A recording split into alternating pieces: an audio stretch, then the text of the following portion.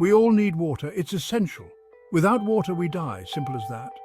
But water from a stream or lake, it's not always safe. Germs, bacteria, parasites, they can all make us sick. That's where filtering comes in. And sometimes you're in a pinch.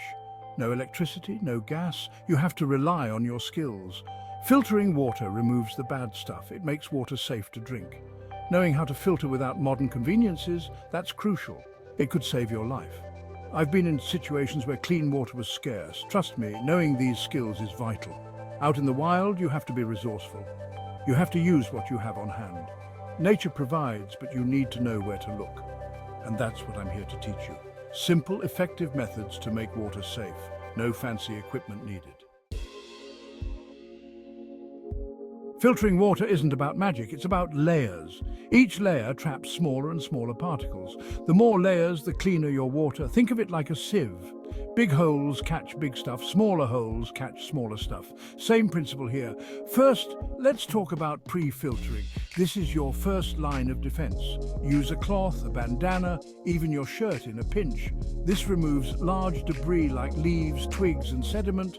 It makes the next steps easier and more effective. Next, you'll want to target those invisible threats. That's where sand, charcoal, and even sunlight come in. We'll dive into those methods in a bit. Remember, the key is to create layers.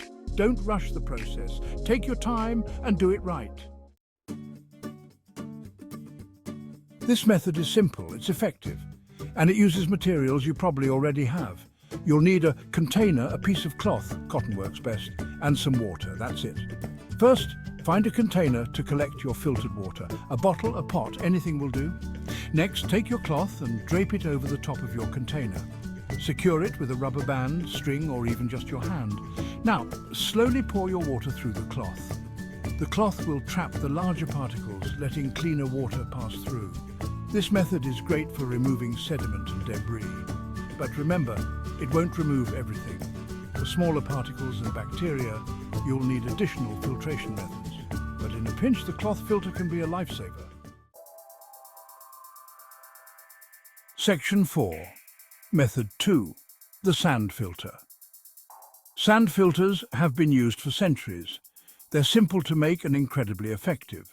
You'll need a container, sand, gravel, and some fabric. Again, cotton is best. Start by layering your materials inside the container, fabric at the bottom, then gravel, then sand. Pour your pre-filtered water through the sand filter. The sand and gravel act as layers, trapping smaller and smaller particles. The fabric at the bottom catches any remaining sediment. This method is great for removing bacteria and protozoa. Remember, the finer the sand, the better the filtration. If you have access to different types of sand, use the finest you can find. And always remember to pre-filter your water before using the sand filter. This will help it last longer and work more efficiently. Section 5.